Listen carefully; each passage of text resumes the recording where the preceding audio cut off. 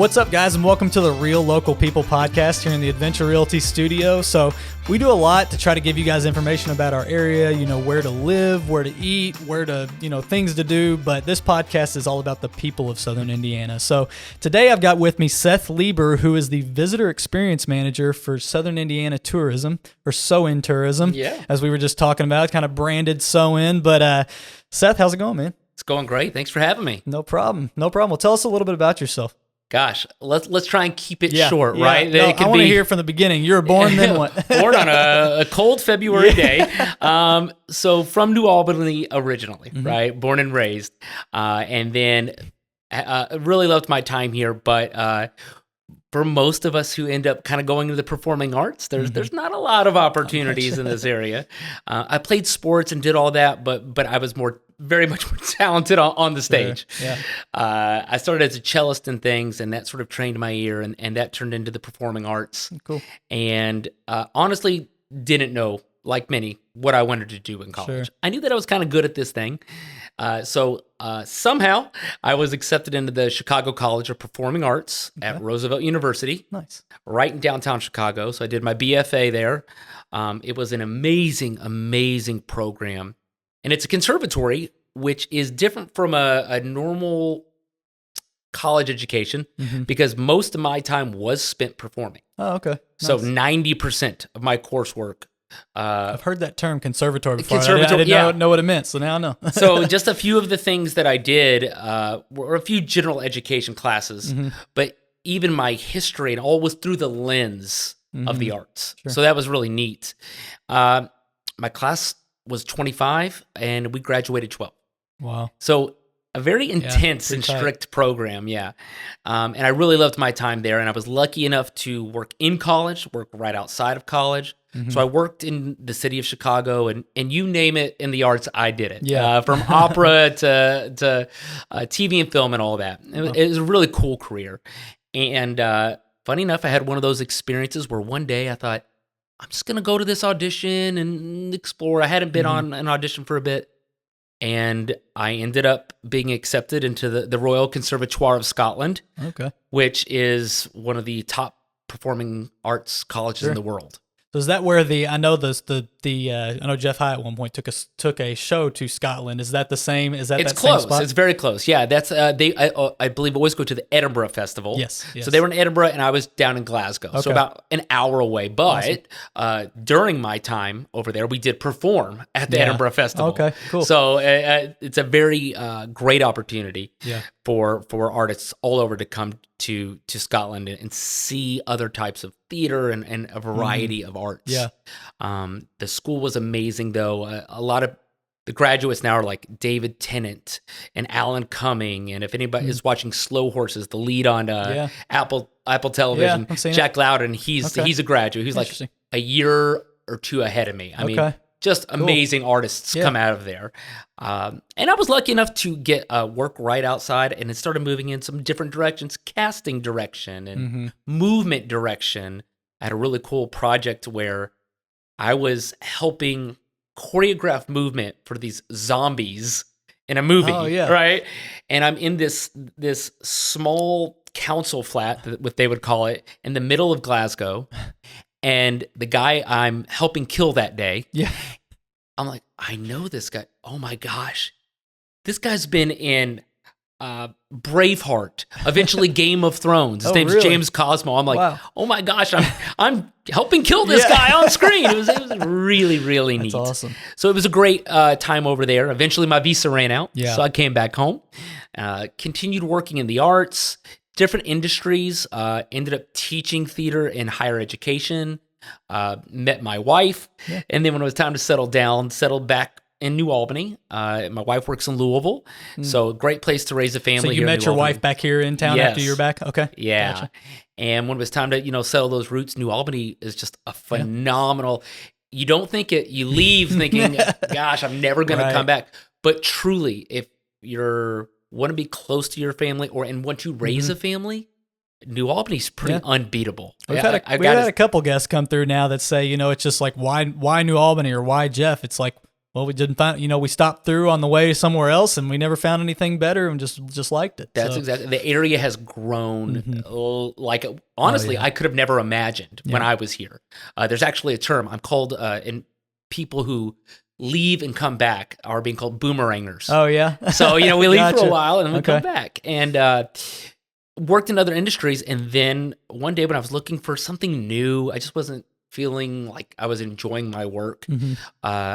I wanted to be some more mission driven, and I looked up SoIN Tourism. I'm going to be honest. Don't tell my boss. I didn't know what tourism was. Right. I mean, I knew, but I didn't. What the term means. Exactly. Yeah. I know what tourism is, but the depths of the industry. And started as the visitor services coordinator. So if you guys know that big yellow building, that's down by the 2nd Street Bridge, that was our old visitor center.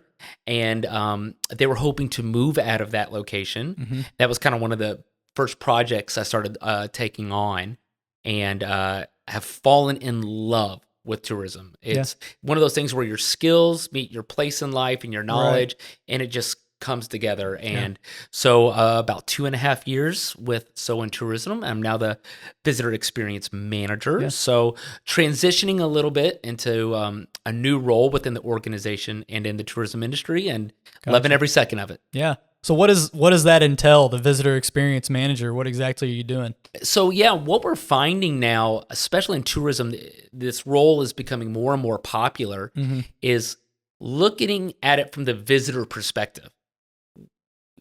If our goal in tourism is to bring in people, well, we want them to spend money. And they're only going to spend their money if they're having a good time. Right. Or coming back and staying. And for a lot of people, this is something that we don't think about, possibly even relocation. Yeah. Right? They love an area so much that they move here. Yeah. So how are we looking at that from the tourism side? Yeah. Are we checking out all our events? Are they good events? How are our restaurants doing? And then saying, okay, let me not think of this as the local. Yeah. Let me think of this as the visitor. What is it that they're seeing when they come in? And are they going to come back?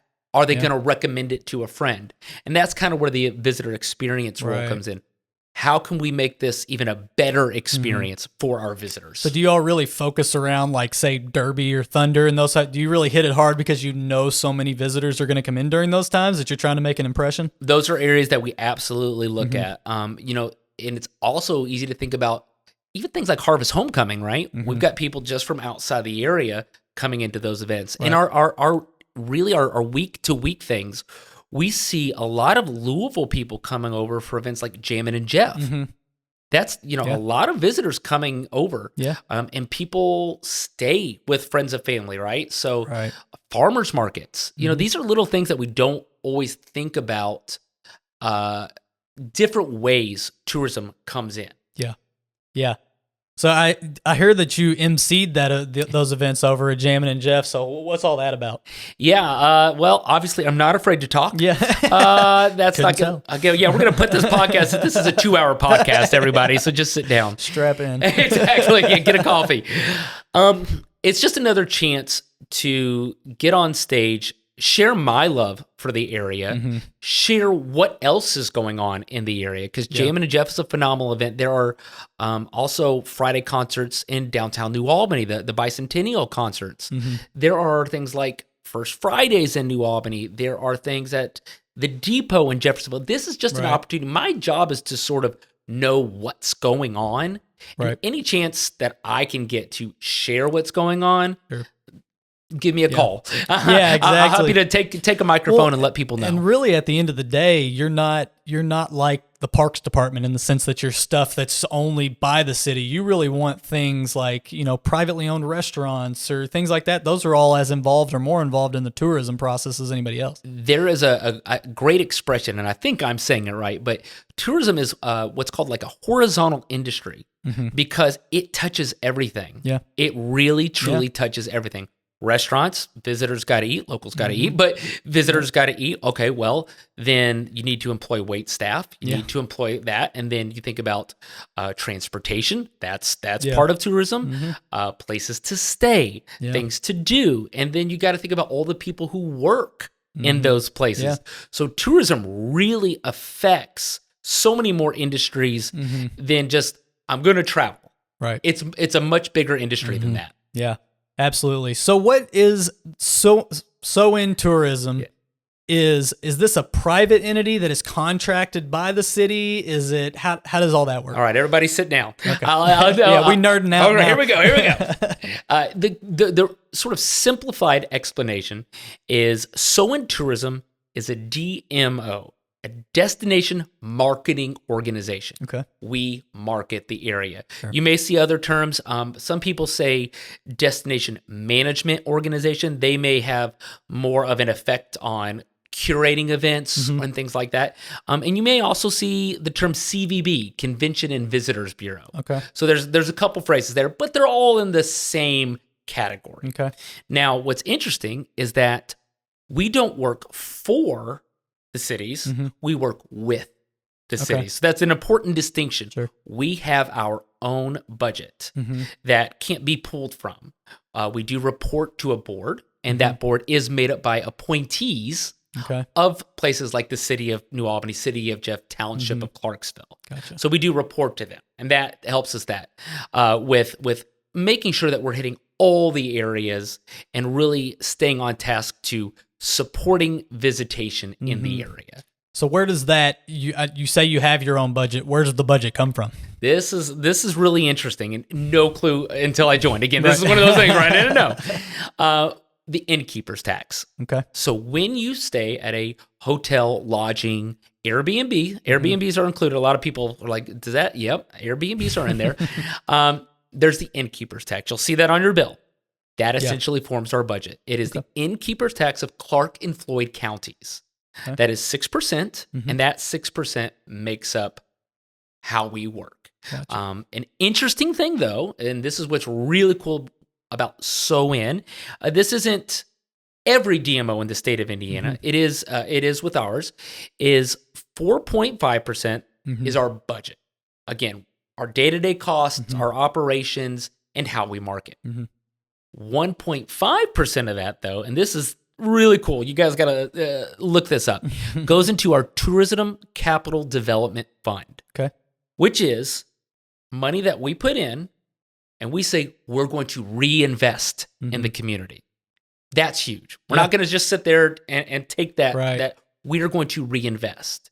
And we just went through this application process where local attractions or businesses, or there's quite a few ways to apply to that, can apply. It goes through a committee, and then the committee does all their scoring and fun stuff there, and then we award money to essentially projects that we will, of course, bring in visitors. Sure, keep that circle going, and keep them coming back. Yeah, keep them coming back.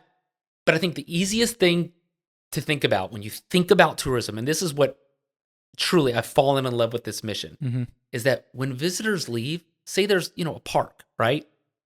When the visitor leaves, the park doesn't leave. Right. Guess who gets it? Yeah. The local. Yeah. Good point. That's the amazing thing. So what makes it better for visitors makes it better for locals too. Every restaurant, every attraction, every new paved road, think about that. Every new paved road, that's paid for by a visitor. Really? That's not paid for by a local. Okay. So those are the things to think about. That's why tourism is such an amazing industry, because we are, making our quality of place. That's a big term in tourism, quality of place. Our quality of place improves when visitors spend money. Sure. Yeah. So just to make sure I'm clear here, you're saying basically 6% of every hotel stay, Airbnb stay, any of that stuff is coming to you guys, that essentially. Innkeeper's tax. And then out of that 6%, 4.5 of the 6 is running your all's budget. The other 1.5 is going out to the capital investment, which you said was given out via grants. So number one, my first question is, how do you apply for those grants? Second question is, how is it decided of who gets those grants? Right. So this was recently decided. You can look on GoSoIN. Okay. This cycle just went through. So I think right now we're in the, are we going to do one next year? Let's see what our funds are left, because we gave out, I believe it's $1 million to 4 different places. So $1 million total or $1 million each? $1 million total. Million total, So $250,000 and you can look up all these online. It's been awarded. It's all out there. Yeah. So and so just keep in the loop about we do announce when those grants are up. Website would be a good place to start. GoSoIN.com. Yeah, I'm telling you, you can look at GoSoIN for everything. I mean, truly, that is probably our biggest place to grab that information. Okay. And then that goes through a committee. So I don't believe any of our staff are on the committee. It's made up of board members and other entities, and they score. So it's it's a blanket score. Gotcha. And they're looking at how is the attraction doing? I'm just using the word attraction, right? But how is the attraction currently doing? Where do they see it going? Where do we think that we can see improvement with that investment, and what will it also give back to the locals? We keep that in mind too. Right. It shouldn't be just for visitors. Gotcha. Locals should get it as well. Interesting. Well, that's really interesting. So I wanted to lead in a little bit. I know you've got something else to talk about, things we're adding to our community. You got your own little project going on. Can you tell us a little bit about that? I do. So, and is it going to get a grant? I've got my eyes on it. And that, funny enough, is something that could be possibly up for it. Yeah. So yeah, I just had my 40th birthday. Okay. This has been in the back of Happy my birthday. mind. Yeah, thank you. It's It's been in the back of my mind for a long time. And there's a time when this is where tourism and this cross section kind of came together. I knew the art side, right? But then I think I needed a little bit more of the business, the where are people going, the travel, all these elements. Well, they finally have come together. Yeah. And so now I'm taking my passion of the arts and my knowledge of local business and tourism and putting that together and starting my own professional theater company here in Southern Indiana. That's really cool. Yes. So Low Road Theater Company, we aim to do small cast, professional productions that where I was, my catchphrase that I've been working on, I think is the story starts in Southern Indiana. I like it. So that way, it may go beyond the area, but we're going to start it here. And yes, it's a perfect time to continue to tell contemporary stories in bold new ways, really bring people to things like the downtown, because that's one of the things I wanted to sort of combine with tourism is that local businesses are always looking for more foot traffic. What a better way than a Thursday, Friday, 2 shows Saturday, 2 shows Sundays of audiences coming into the downtown.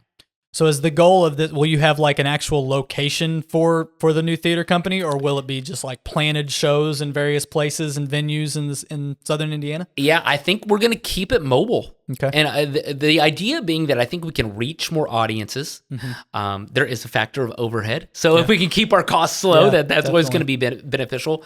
But I really believe, and this goes back to the experience, that people want a non-traditional theater experience. They want to be maybe a little bit closer. They want to be put in a different setting. So I think there's some really amazing opportunities to let the venue become a part of the story. Yeah. And that way the phones go down because they're like, I might even be a slight bit uncomfortable in the sense that like, this is just so new. Right. I don't need to pick up that phone right now. How are they going to do this? And that's the beauty of it. So I think letting the story come through and letting that venue be a part of it. Yeah. So what kind of shows should we expect out of this? Is we going to talk? We're going to see Hamlet. We're going to see Hamilton. We're going to like what type of shows? Musicals, straight shows? Yeah. Anything's possible. Anything's on the table because one of the things that we want to look at is staying sustainable. That's being able to run for many, many years. Right. So we're going to definitely look at that. But 1 or 2 person shows for the foreseeable future. Okay. Because one of the goals is to hire really high caliber talent. Sure. That is a big factor. Yeah. And when I say professional theater, we do aim to use something called Actors Equity, which is the Actors Stage Union. Okay. And that means that we only rehearse a certain amount of hours a day. They are paid a certain amount. They contribute to their insurance, workers' comp. These are not always things that actors get with theaters. And having been in the union for many years myself and had an injury, I was covered. Yeah. I also felt like I could give my all as a performer because I knew I was protected. Yeah. That's huge. I don't know if I'm going to take this risk because if I get hurt, I can't perform and then I can't pay my bills. Makes sense. So we really hope to do that. And it costs a little more, but that investment is worth it. Yeah. It'll show itself in the performance. Yeah. So small, intimate, bold performances. Yeah. Well, that's awesome. I think it's a huge need around here for sure. I mean, from the standpoint of, like you said, it's kind of hard as a professional actor to make your way back home because what do you do? That's one of the biggest things is getting those people to be able to come back who have had amazing careers. We've got people on Broadway and off Broadway, but interestingly enough, there's no place for them to come back to perform. Yeah. Kind of interesting. Well, I know we have a great, I was involved in high school theater. Mom was the choir teacher. I was involved in all that stuff. And I know all of our high schools around here have been involved in going out to Lincoln, Nebraska and going to Scotland, like you said, so we've got a great tradition around here for it. And I also see that, just looking over at Center for the Arts, my wife just went to see Peter Pan last night and those places stay packed. I mean, it's especially when a bigger show comes, it's hard to get tickets to the place. So, I mean, obviously there's a need for it. Yeah, and it's not, the great thing is adding a new theater is not competition. It's just another item on the menu. Right? Yeah. Like you can see one show on this weekend